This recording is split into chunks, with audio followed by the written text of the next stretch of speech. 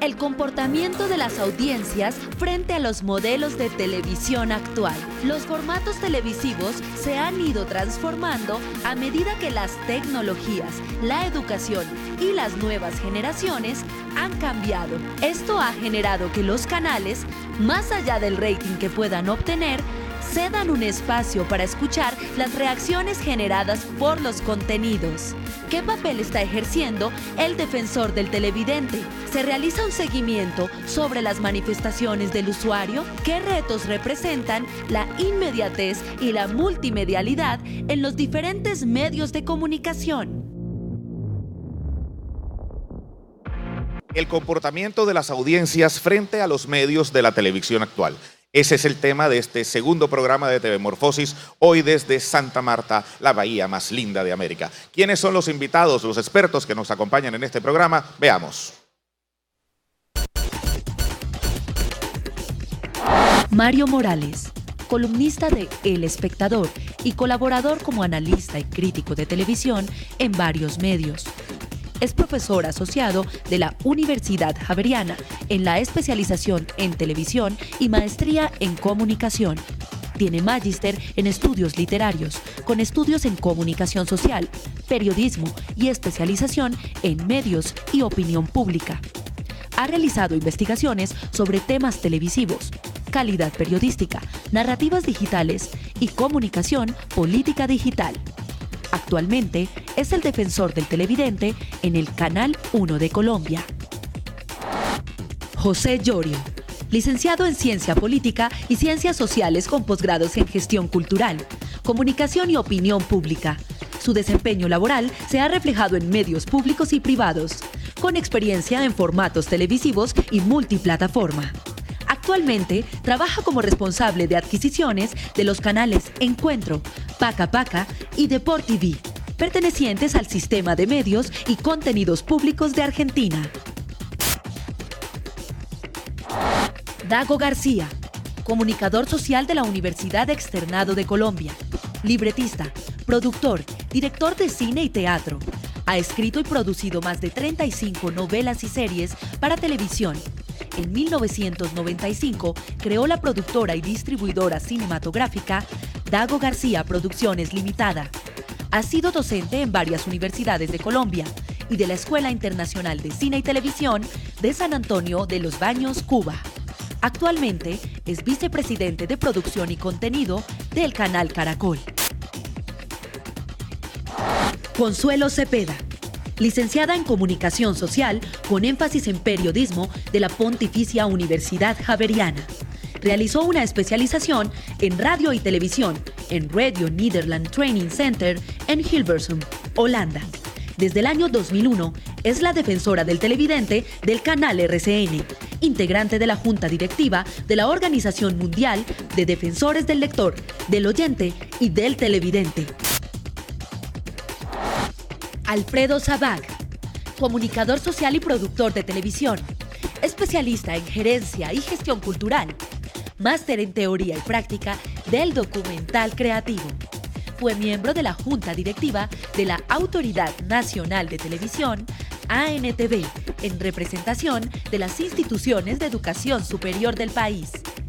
Conferencista, tallerista y autor de temas sobre cine y televisión. Actualmente es docente del Departamento de Comunicación Social de la Universidad del Norte y defensor del televidente del canal regional Telecaribe.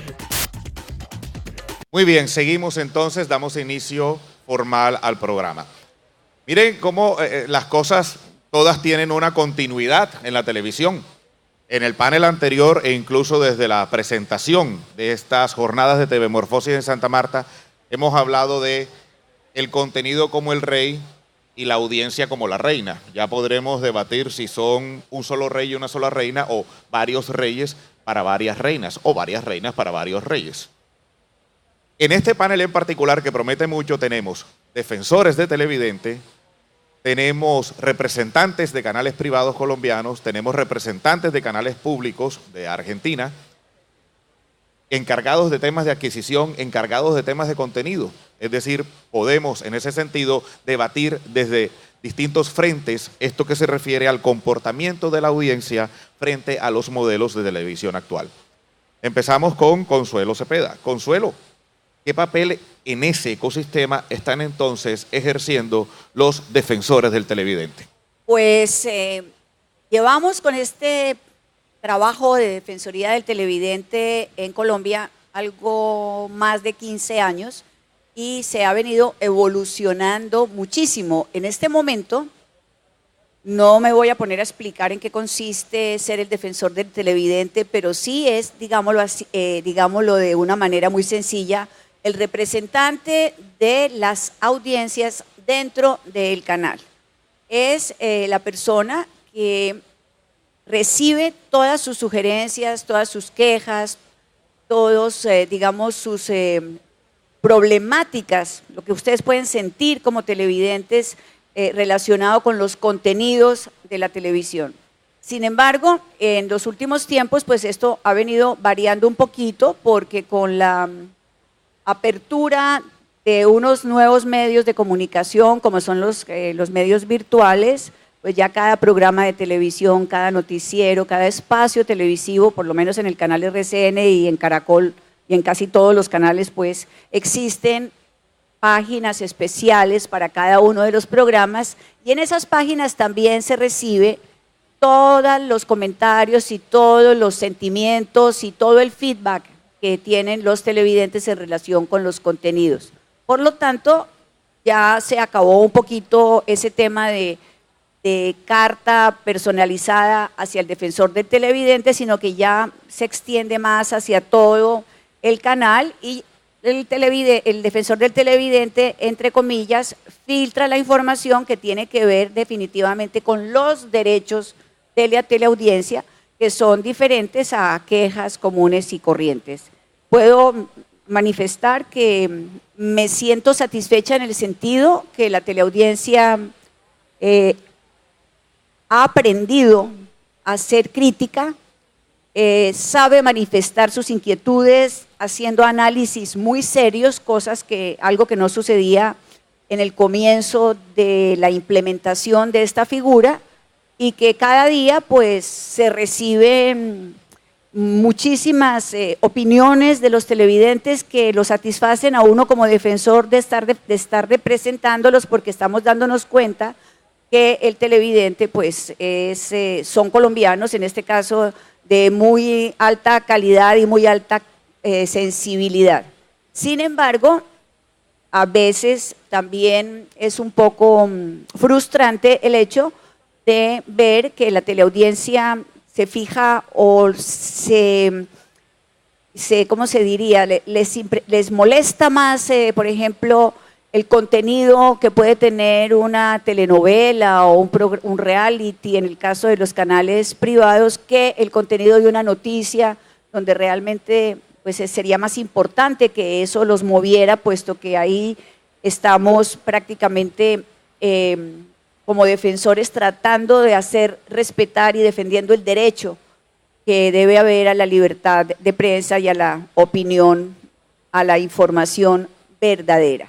En pocas palabras, es una buena vía de comunicación, tenemos la capacidad y la posibilidad de comunicarnos permanentemente con los televidentes, tenemos un programa como lo tienen todos los canales en Colombia, públicos y privados, semanal de media hora, para darle la voz a los televidentes y a grandes expertos y finalmente yo diría que lo más importante de todo lo que se hace dentro de la Defensoría del Televidente es casi que una labor educativa, es una labor didáctica para decirle al televidente cómo ver televisión, qué ver y que no todo se constituya en una queja permanente sobre series o programas o temáticas que no les interesan, sino que aprendan a elegir el contenido que prefieran ver, y para eso hay en este país como, ¿cuántos canales? 12, 13 canales.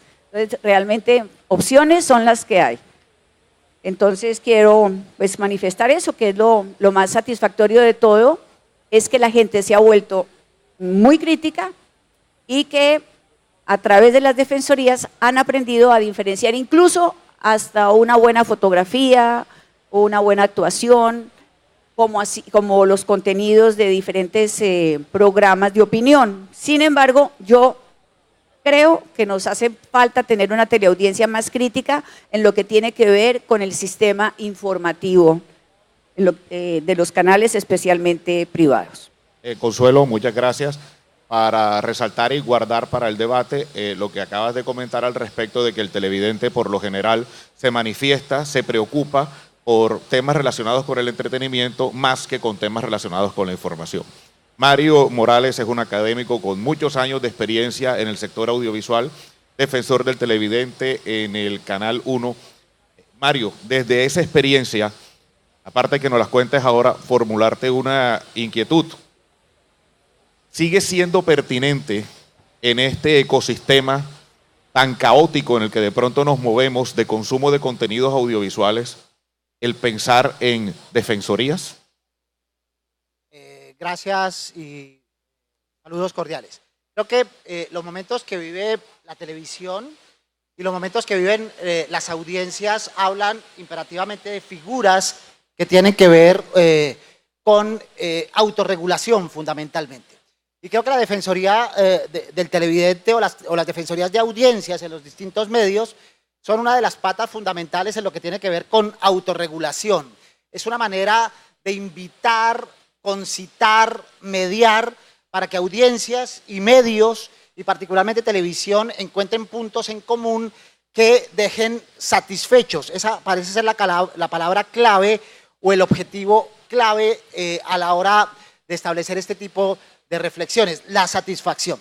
En lo que tiene que ver con la autorregulación, las defensorías siguen navegando en solitario, infortunadamente, deberían hacerlo en red, deberían trabajar con otras instancias sociales, particularmente con los observatorios de medios, deberían trabajar con veedurías ciudadanas que en nuestro país, por ejemplo, y en América Latina siguen siendo más una ilusión, más una prospección que una realidad. Lamentablemente deberían trabajar de la mano de quienes dentro de los canales ayudan a configurar manuales de ética, comités de ética, y ayudan a dirimir estas diferencias que pueden encontrar las audiencias en los contenidos que se transmiten por los canales. Pero por otro lado, las defensorías cumplen en esta situación, digamos, tan crítica de la televisión con un papel fundamentalmente de mediadores. Y esa mediación apunta en varias direcciones. La primera mediación es esta de la interlocución, por supuesto, esta de potenciar la voz de las audiencias, esta de hacer llegar la voz de los ciudadanos que ven televisión a quienes la producen. Esa es una labor que es la labor, digamos, concomitante, fundamental, obvia de las defensorías, pero tiene otras colaterales que son tan o más importantes. Una de ellas es ayudar a resignificar lo que por la televisión pasa, es ayudar desde el punto de vista pedagógico a entender que, como decía Alejandro Piscitelli en otro programa de TV Morfosis, que la televisión no es dualista, que no se trata de buenos o malos, que no se trata de tecnooptimistas o tecnopesimistas, que no se trata de fines o comienzos, que no se trata de problemas generalistas, que no hay que invitar a las teleaudiencias a las generalizaciones de que todo es malo, de que todo es bueno, de que hay matices, de que hay puntos de encuentro, de que hay convergencias, de que hay lugares de los cuales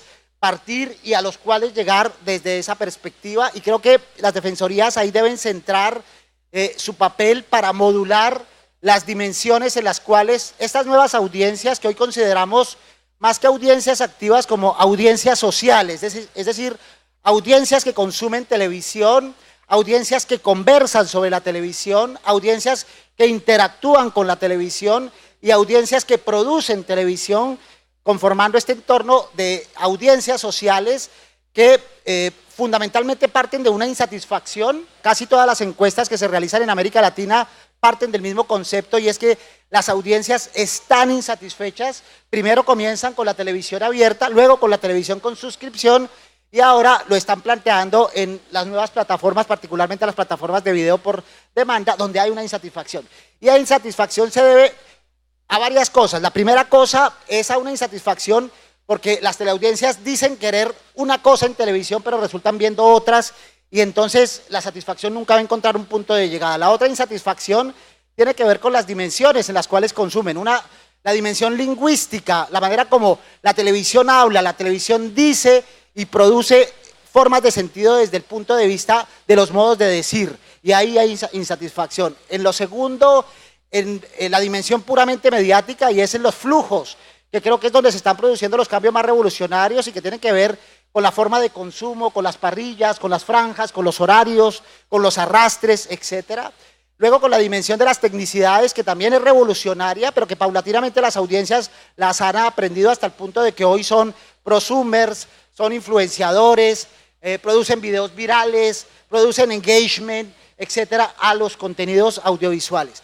Y la cuarta, esta cuarta dimensión que ha puesto en tensión a la televisión convencional, que es la televisión como institución social, y que la ha puesto a temblar en la medida en que dice que tiene una voz, en que las audiencias dicen que tienen cosas que participar y con las cuales colaborar en los contenidos, ya no solo desde esta perspectiva de insatisfacción, porque insatisfechos parecemos todos, sino en la perspectiva de plantear puntos de encuentro, y las defensorías ahí deben tener un papel central para levantar la voz, para lograr consensos, para lograr interacciones y para permitir que las audiencias tengan, uno, buenos contenidos. Sí.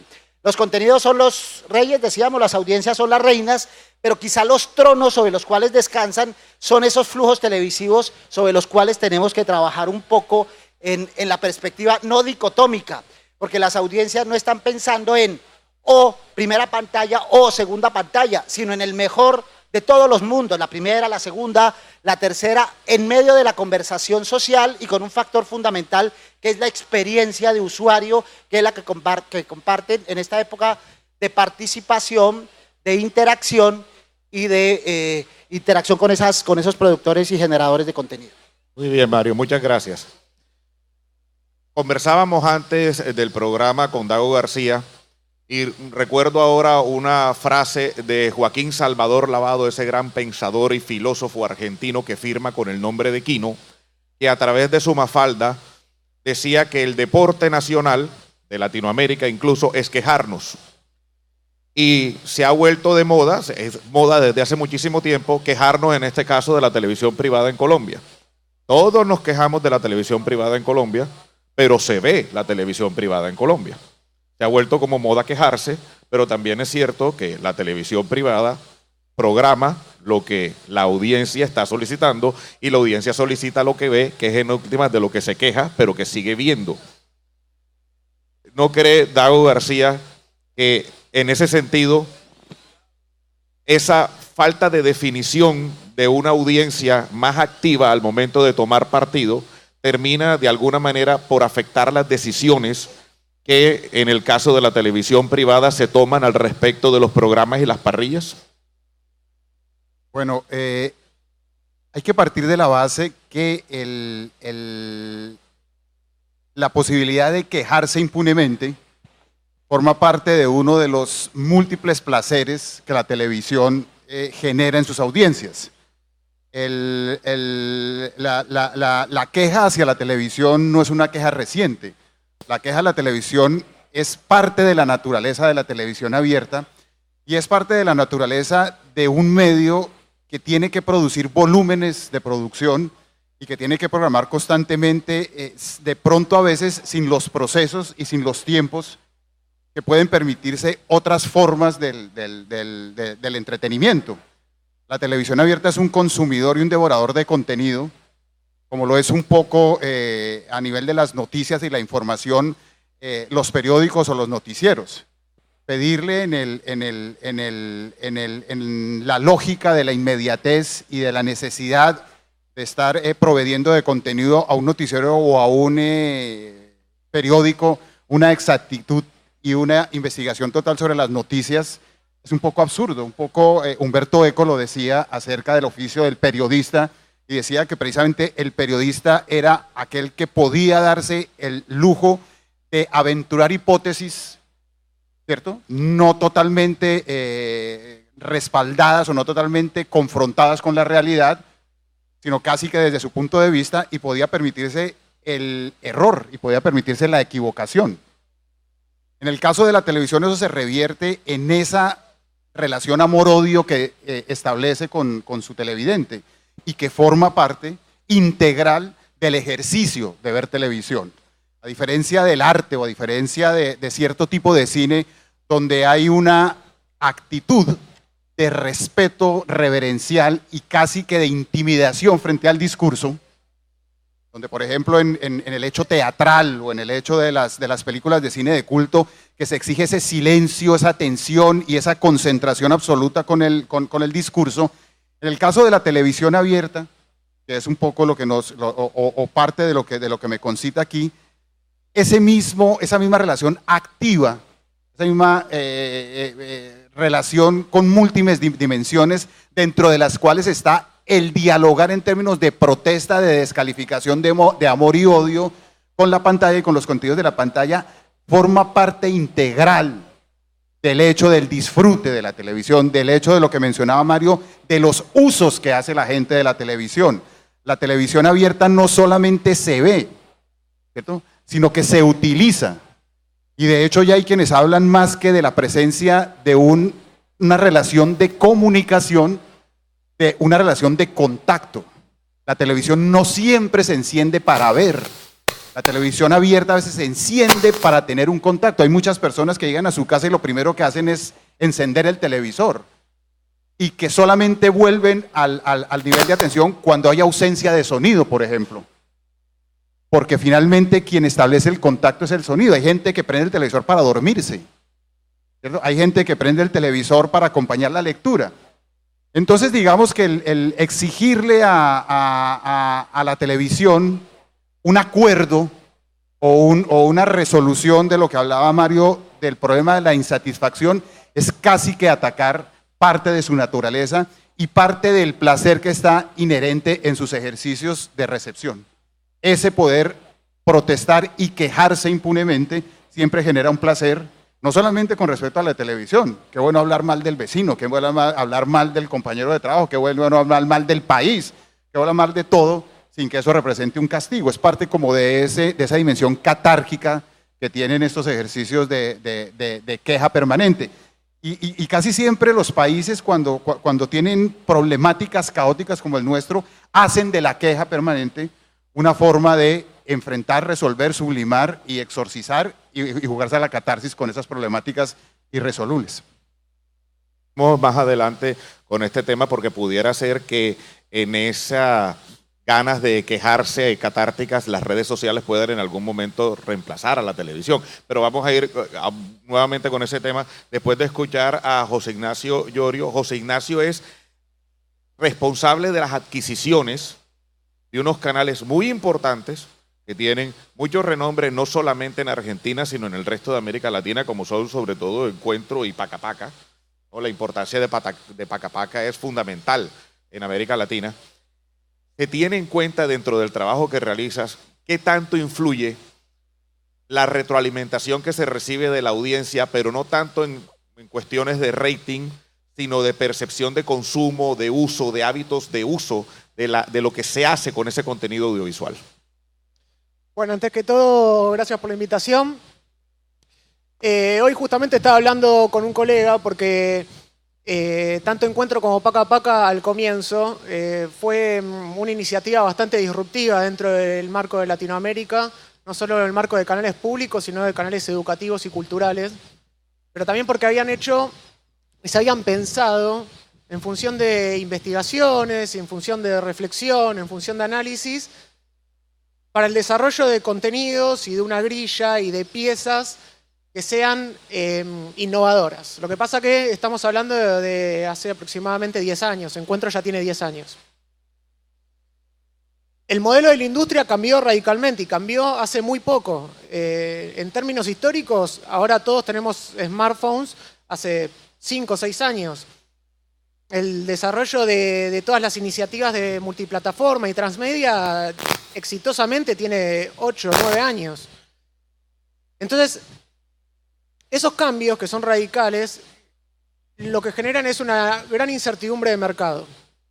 Antes de ayer, perdón, en las jornadas de Medellín, yo lo que comentaba era que nosotros tenemos una tendencia casi endogámica cuando hablamos de entidades públicas, de canales públicos, porque siento que a veces estamos hablándonos nosotros en un mismo lenguaje y lo que ocurre es que en el mundo de la televisión, en el mundo de los medios, el gran traccionador es la empresa privada, es la corporación privada.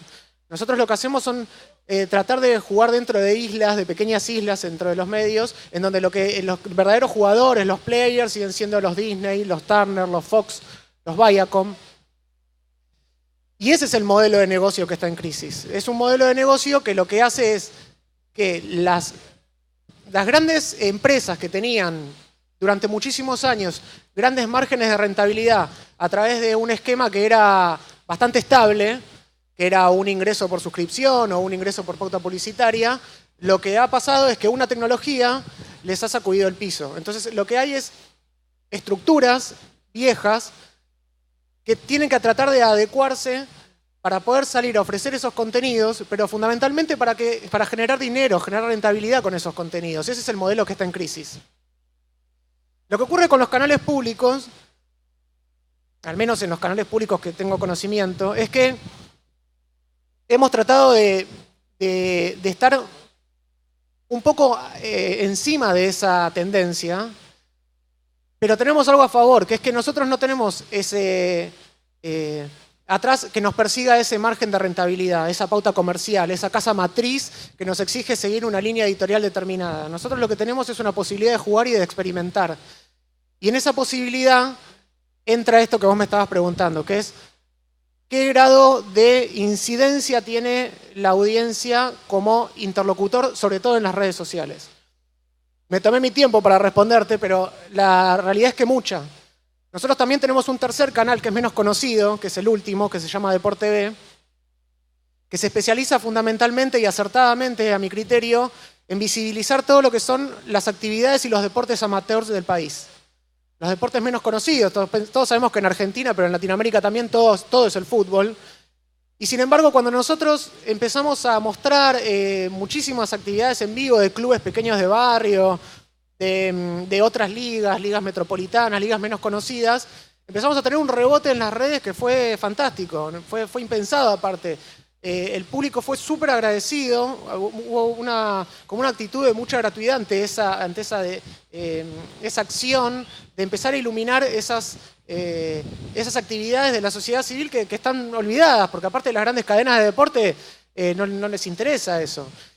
Entonces, el hecho de salir a jugar, y esto también aplica a los otros canales, no en el terreno de que Deport TV le compita a ESPN, o de que Paca Paca le compita a un Disney, también te genera un margen de acción para poder hacer iniciativas súper interesantes.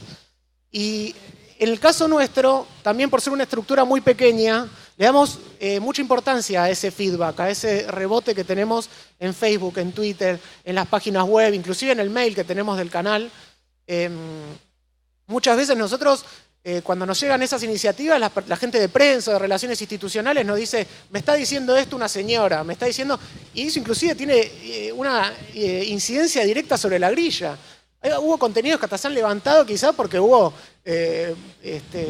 opiniones que las analizamos entre nosotros y dijeron, no, es acertada la opinión de esta persona. Así que, bueno, sí, dentro de todo este estado de confusión en el que estamos en los medios, creo que un elemento muy positivo es el de la interacción. Las audiencias ya no son pasivas, ya no existe más el modelo unidireccional. Lo que hay son audiencias activas, audiencias que quieren participar y que, bueno, en el caso de donde estamos nosotros, tienen incidencia, tienen importancia, son escuchadas. Empezar entonces un interesante debate recordando ciertas cosas que se han debatido mucho en distintos TV Morfosis. Venimos escuchando desde hace rato que la televisión está en crisis, que la televisión como la conocemos se va a acabar. De hecho, hace un año en TV Morfosis Guadalajara, en diciembre, lo recordará bien el maestro Gabriel, porque de hecho en TV Morfosis Valencia también hablábamos de ese paso de la caja tonta al Smart TV y de cómo este nuevo receptor de televisión no es solamente un receptor de televisión, sino que nos permite acceder a muchos contenidos que viajan por otras plataformas. Vivimos entonces en un mundo que nos tiene avasallados y apabullados de contenidos audiovisuales, fragmentados, de audiencias fragmentadas también y prosumidoras. ¿Será de pronto, Consuelo y Mario, que estamos tratando de interpretar a un televidente nuevo con herramientas del pasado?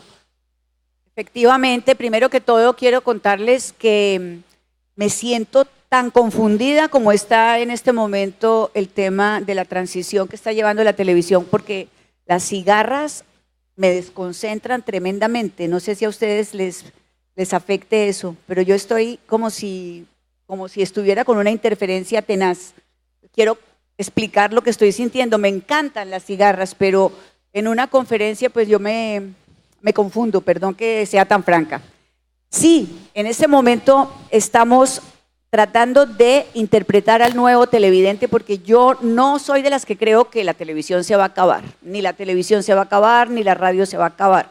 Simplemente están llegando nuevos medios, nuevos géneros, nuevas posibilidades de comunicarnos, y la televisión yo creo que seguirá siendo por muchísimos años más la reina de las casas en los hogares de Colombia y del mundo, porque la televisión de verdad es absolutamente imposible pensar que se nos va a acabar, pero el televidente sí ha cambiado. El televidente hoy en día es mucho más exigente precisamente porque tiene medios alternativos, porque tiene posibilidades de informarse. En algunos casos, por ejemplo, lo hablo por las audiencias jóvenes, que son las que no ven los noticieros. Las personas jóvenes no ven los noticieros. Por ejemplo, me refiero yo, por ejemplo, a los canales privados, los chinos de, ¿qué te digo yo? Los muchachos de 12 a 18 años no ven las noticias de RCN y Caracol. Ellos se informan a través del smartphone y de las redes sociales y tienen su posibilidad de acceder a lo que está sucediendo en el país y en el mundo a través de estos nuevos medios. Las personas mayores, adultas, personas yo diría mayores de 40 años, sí son las fieles televidentes de siempre, que están allí sentados desde en la tarde siguiendo las telenovelas, los noticieros, los realities, todo lo que tiene que ver con el entretenimiento. Y las personas que pertenecen, digamos, a grupos económicos o que tienen unas actividades altas que no son el común de la gente, pues también ya se fueron por el lado del smartphone y se fueron por el lado de comunicaciones especializadas. Entonces yo diría que lo que estamos nosotros recibiendo como defensores, o en mi caso, son televidentes, diría yo, entre mujeres y hombres entre 40 y 60 años, y sumémosle las personas pensionadas y las personas desempleadas y las personas desocupadas. Para la televisión en este momento, ¿qué misión está cumpliendo? Divertir en los canales privados. Queremos, su razón de ser es distraer a la gente, informar de acuerdo a sus necesidades e intereses editoriales, que cada uno lo tiene muy bien marcado, eso no nos lo podemos negar. Y añado, me duele, vuelvo y repito, el hecho que el televidente no se preocupe más porque le cambiaron el horario de una telenovela que la manera como se está informando cómo se va a votar en las próximas elecciones o cómo se está manipulando para obtener determinados resultados para las próximas elecciones. Pero a lo que voy es a decir que la teleaudiencia que estamos recibiendo nosotros, yo diría que no es nueva, no es una teleaudiencia nueva, es una teleaudiencia que en mi caso siento que la estamos conservando, que ya la conocemos, que la entendemos y que sabemos qué está buscando dentro de un medio de televisión privado como pueden ser los canales de RCN y Caracol. Están cumpliendo con su labor los canales, están haciendo lo que la gente pide, la gente quiere ver telenovelas, la gente quiere reírse, la gente quiere distraerse, la gente quiere salir del agite diario y todo lo que tiene que ver con cosas mucho más profundas, pues lo busca a través de otros canales especializados, pues que eso ya es otro tema. Entonces, yo pienso que tendríamos es que como empezar de pronto, no sé si me equivoque, Mario, a cautivar o intentar que las personas que están usando los nuevos medios se vuelvan hacia la televisión o crear una programación específica para el tipo de personas que definitivamente se quedan con la televisión y aunque haya muchísimo desarrollo y muchísimas nuevas metodologías para informarse, pues entonces se olvida uno de ellos. Entonces ahí yo veo que ese es el ruido, la confusión. Lo que estoy sintiendo con las cigarras esas es lo mismo que en este momento siento desde la Defensoría. ¿Para dónde vamos a coger? ¿Qué vamos a ofrecer? Agreguemos unos datos y enseguida vamos con Mario. Y es que en línea de lo que estás comentando, hace relativamente poco se conocía un estudio, si no estoy mal, en España, los jóvenes están sacando los televisores de los cuartos. Es decir, ya para los jóvenes tener un televisor en su habitación dejó de ser importante. Pero también es cierto que aunque estamos en un mundo lleno de posibilidades tecnológicas que nos permiten informarnos, siguen siendo los medios tradicionales y la televisión lo que se busca al momento de confirmar con credibilidad unos determinados hechos. Entonces, todo ese tipo de cosas terminan influyendo en la percepción del televidente. Yo creo que, Alfredo, que podríamos partir de esa última percepción que ha planteado aquí Consuelito, y es, comencemos por matizar. Yo creo que le ha hecho mucho daño a las miradas de la televisión las generalizaciones. Partimos de presupuestos que no son ciertos. Decimos, las audiencias son prosumidoras. Y eso es parcialmente cierto. Entre las audiencias hay algunos televidentes que son prosumidores. Y entre los prosumidores hay algunos televidentes que producen desde la perspectiva del sistema de televisión que consumen, es decir, en esa relación vertical con la televisión o canal que consumen, pero también desde la perspectiva horizontal. Una de las cosas maravillosas que está sucediendo hoy es el uso, consumo y producción de eso que llamamos contenido generado por el usuario, que tiene una audiencia gigantesca y que habla de otro tipo de producción. Pero hay audiencias que no les interesa ser prosumidoras, porque no lo quieren ser, o porque no tienen el tiempo, o porque no tienen el interés. Luego, no es una categoría absoluta. Entre las audiencias hay prosumidoras. Decimos o solemos decir que las audiencias tienen una perspectiva horizontal de la televisión. A veces sí y a veces no. Frente al medio, todavía los medios, la televisión generalista sigue siendo vertical, sigue marcando el ritmo y sigue tomando las decisiones. Cuando hay contenido generado por el usuario, hay horizontalidad. ¿Qué buscan esas audiencias para matizar un poco esta perspectiva que no debe ser tan generalista? Todos los estudios, particularmente uno que me llama mucho la atención, que es el estudio de Ericsson en los últimos 7 años, en 30 países, entre los cuales incluye varios latinoamericanos y entre ellos Colombia, uno puede sacar 4 conclusiones. La primera conclusión es que las audiencias, incluidos los jóvenes, buscan productos con contenido. Y el contenido son historias. E historias que hagan ¿qué cosa? Esto que mencionaba Dago hace un ratito, que conecten, que reconozcan, que permitan catarsis, que lo narren, que les signifiquen y que les den herramientas en sus formas de decir y de pensar. Es decir, contenido en primer lugar, ¿de acuerdo? Eso sigue siendo vigente. Lo segundo, calidad en la imagen y el sonido. Y es, el usuario busca televisión que tenga buena calidad y que tenga buen sonido.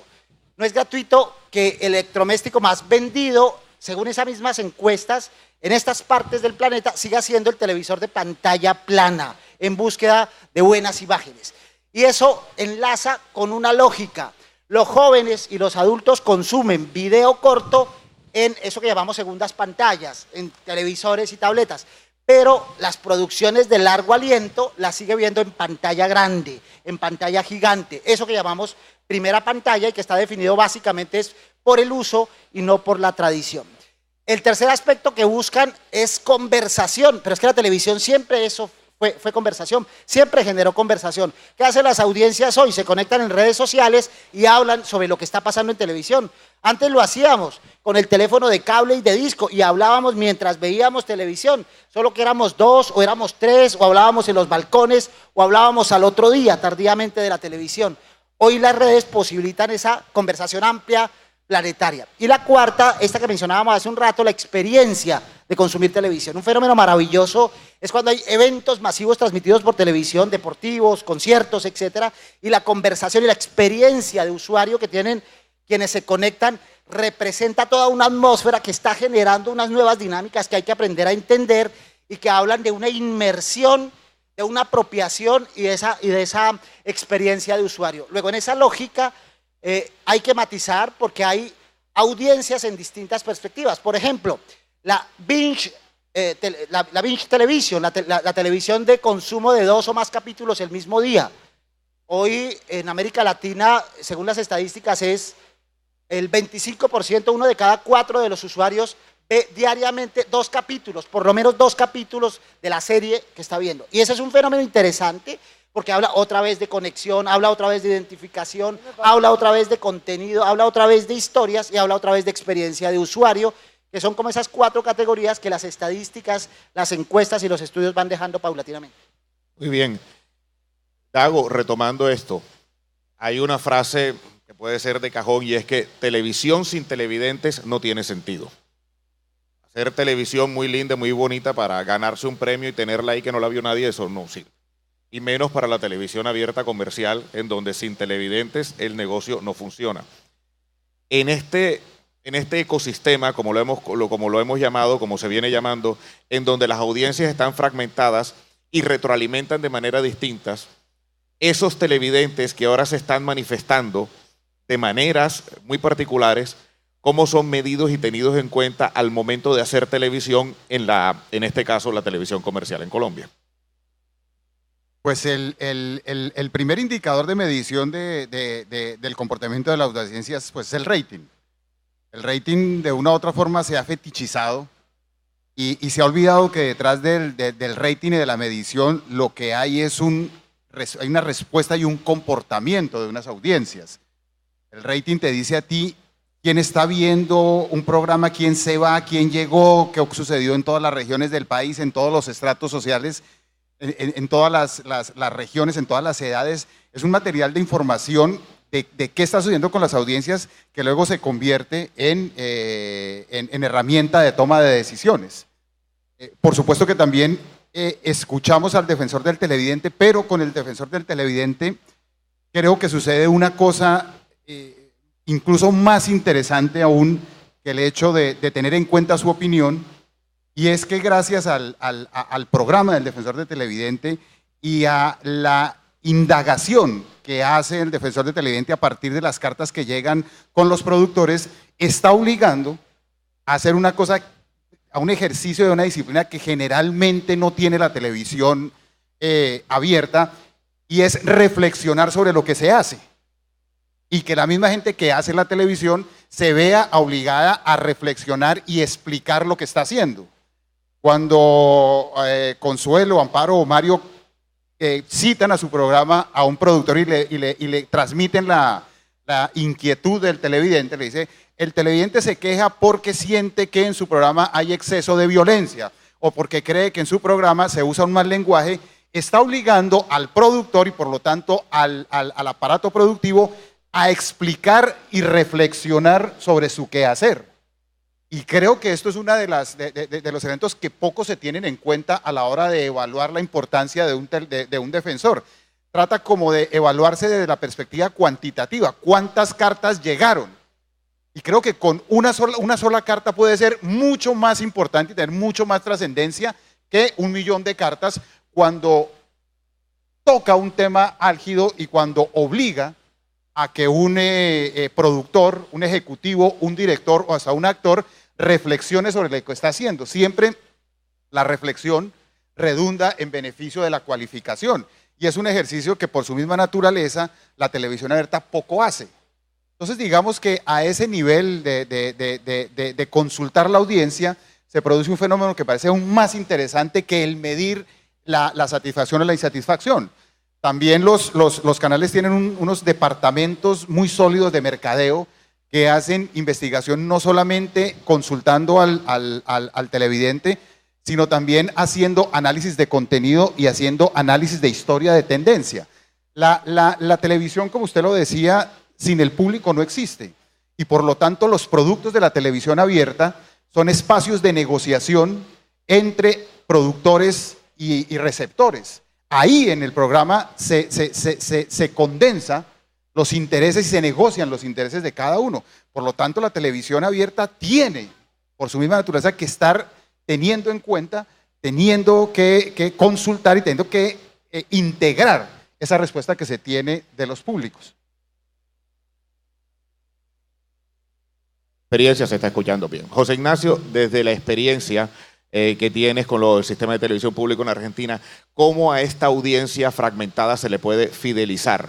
¿Qué pide esta audiencia para quedarse en mi canal? Quiero hacer una aclaración que estaba pensando durante todos los foros, que es un interrogante que me hago, que se estuvo repitiendo mucho este concepto de el contenido es el rey, o el contenido manda. Y yo no estoy tan seguro de eso, o al menos me lo permito dudar. Porque hay muchos casos y hay mucha evidencia de que el contenido en sí mismo no logra tanto. Es decir, hay muchas, sobre todo pasa mucho en el mundo del cine, pero también ahora con este gran momento de las series, etcétera, en donde muchas veces los contenidos están atados a una marca. Y una marca que en general apuesta mucho a recursos de marketing y de publicidad. Y eso tiene un condicionamiento directo sobre el televidente, sobre la audiencia, que va a ir a ese contenido y no siempre va a estar ligado necesariamente a la calidad o a que ese contenido sea cercano a sus intereses. Hay un condicionamiento que es innegable. Entonces, me permito, como pequeña reflexión, humilde reflexión, al menos poner esa frase que se ha repetido mucho en duda. Yo estoy totalmente de acuerdo. Yo creo que se ha vuelto en un lugar común y yo creo que el momento que está sucediendo, realmente la distribución es el rey. El contenido dejó de ser el rey hace mucho tiempo y tan es así que las plataformas y los distribuidores están convirtiéndose en los generadores del contenido, pero no con una intención de mejorar el contenido, sino de fidelizar aún más sus plataformas. Netflix, por ejemplo. Netflix, Amazon, YouTube. YouTube está empezando a generar contenido y un poco es para fortalecer el tipo de relación que se tiene con las plataformas.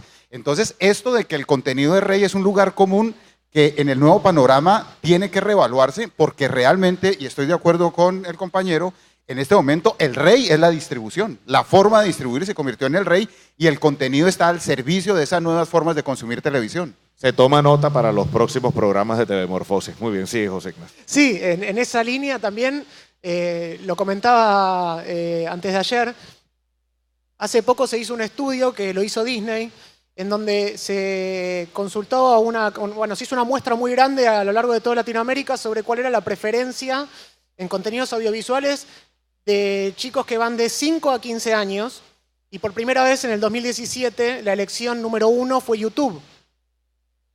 Entonces, obviamente, aparte de que es una alerta, lo que es una terrible movilización de recursos que tienen los canales, tanto los grandes como los chicos, para ver, bueno, si la audiencia está ahí, a la audiencia infantil en este caso, ¿no?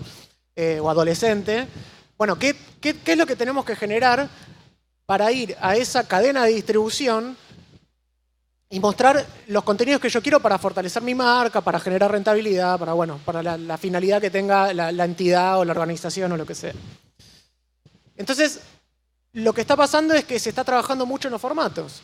Es que ya se sabe, no voy a decir nada nuevo, que en las plataformas, sobre todo en YouTube, pero también en todo lo que tenga que ver con contenido 360 o con el concepto de macrorrelato, que es un poco lo que vos me estabas preguntando inicialmente, que es qué se está haciendo para ir a buscar esas audiencias que están en distintas plataformas, es trabajar sobre los formatos. ¿Y cuáles son los formatos? Bueno, esos formatos son lo que se conoce como el macrorrelato, que es una pequeña historia, una pieza, hasta inclusive un tweet.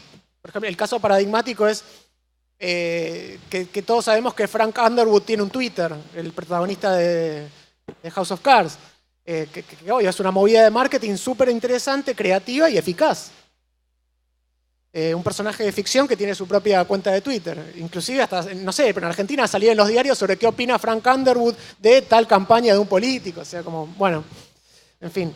Más allá de eso, lo que se hace es justamente eso, construir a través de este concepto del macrorrelato distintas historias complementarias que lo que hacen es contribuir a la historia principal, que generalmente la historia principal continúa saliendo en televisión lineal. Entonces, quizás se generan piezas en YouTube o una aplicación interactiva que lo que hace es mostrar una parte del universo en donde funciona esa ficción. Entonces, si hay un juego, por ejemplo, en la página web de Paca Paca, de una animación que es una producción de Paca Paca, lo que hace ese juego es, bueno, interactúas con muchísimos otros personajes que en la serie no tienen tanta visibilidad o no son los protagonistas principales. Y eso funciona muchísimo, sobre todo con lo que es audiencia infantil y adolescente, que es justamente eso.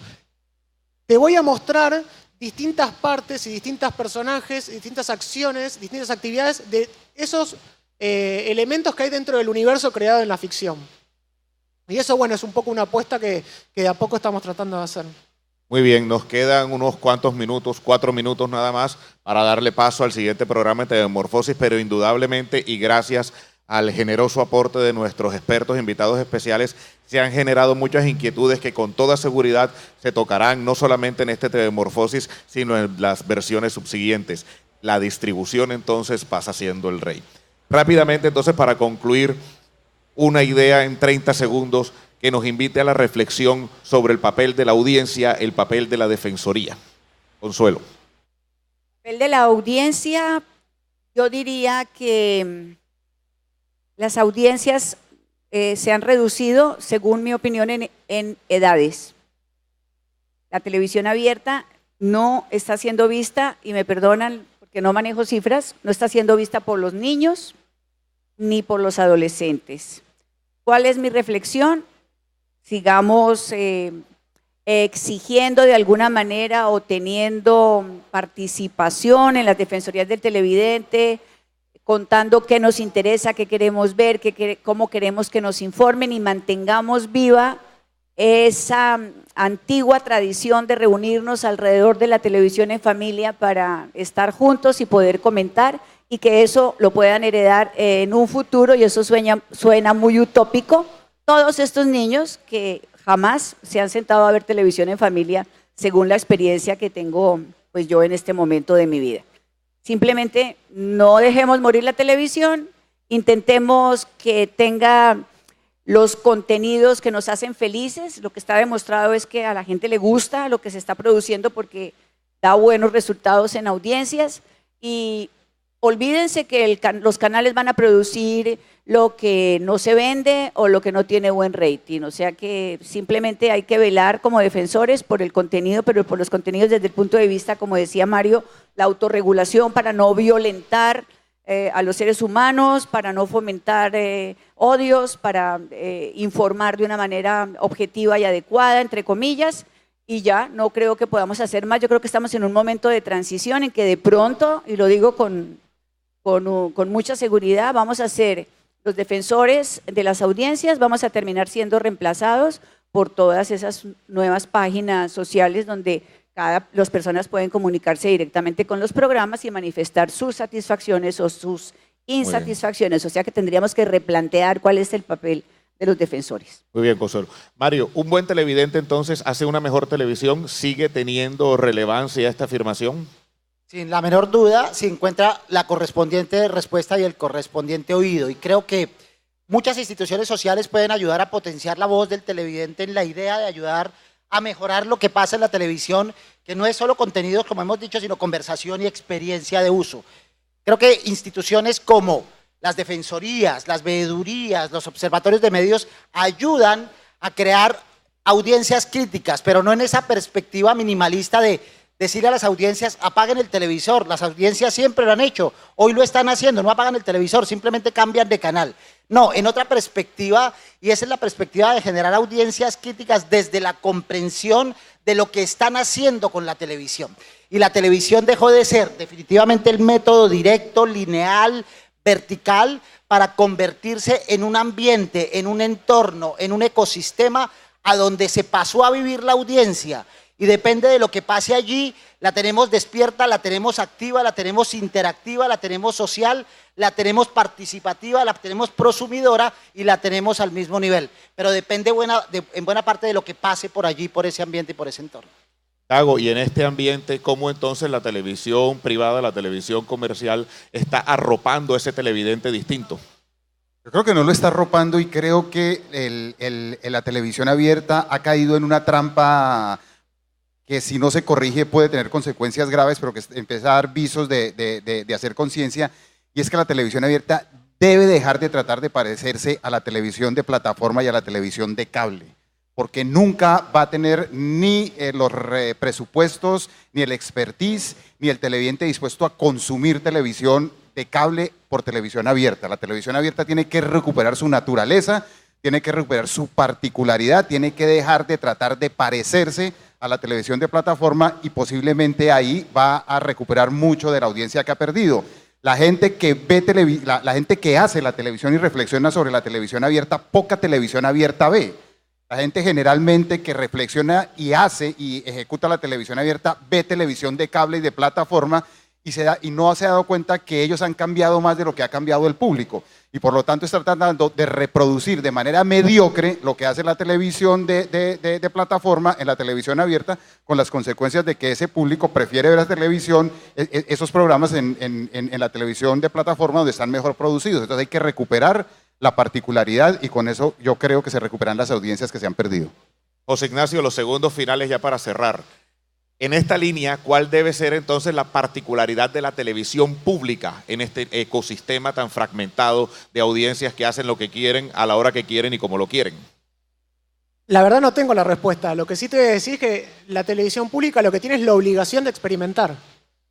Esa es la capacidad y eso es lo que la hace única. Es la obligación de tener el tiempo y, si se puede, los presupuestos para poder experimentar y ver hasta qué punto, porque es un universo desconocido en gran parte. Entonces, ese debería ser el diferencial, que es tratar de adecuarse a los lenguajes de lo que son, sobre todo, las generaciones más chicas. Porque lo que pasa, también un problema, un poco en la línea con lo que se decía recién, es que los que hacemos televisión somos viejos. Entonces, no sabemos, por ejemplo, no entendemos el fenómeno youtuber. O sea, tratamos de entenderlo, lo estudiamos, lo analizamos, vemos por qué funcionó, por qué no. A mí me cuesta ver el fenómeno youtuber, no lo disfruto, no lo entiendo. Bueno, eso es porque evidentemente el mundo adulto no supo encontrar el lenguaje por el cual un chico o un adolescente necesita transmitir una idea, un concepto o un gusto, un placer o lo que sea. Entonces, bueno, tenemos que experimentar y tenemos que también alimentarnos de los más jóvenes porque somos dinosaurios. Agradecemos mucho a nuestros expertos, para quien pedimos muy especialmente un aplauso del público asistente en este programa de TV Morfosis Colombia 2019 que se realiza desde la Universidad del Magdalena. TV Morfosis Colombia, entender la televisión actual, las nuevas plataformas, la televisión educativa, el eduentretenimiento y los cambios del ecosistema digital. Esta versión arrancó en la ciudad de Medellín, con la sede en la Universidad de Antioquia y sigue en Santa Marta hoy y mañana aquí en la Universidad del Magdalena. Llega a ustedes gracias a Canal Nacional Universitario Zoom, al apoyo invaluable de la Autoridad Nacional de Televisión. Es una idea original de la Universidad de Guadalajara y su Canal 44, con la participación de Uniminuto, ESAP, la Universidad EXI y la Universidad Sur Colombiana, y hoy con la producción técnica del Canal Regional del Caribe Colombiano, Telecaribe. Son ustedes muy amables y sigan en sintonía, que ya continuamos con el siguiente programa de TV Morfosis Colombia 2019.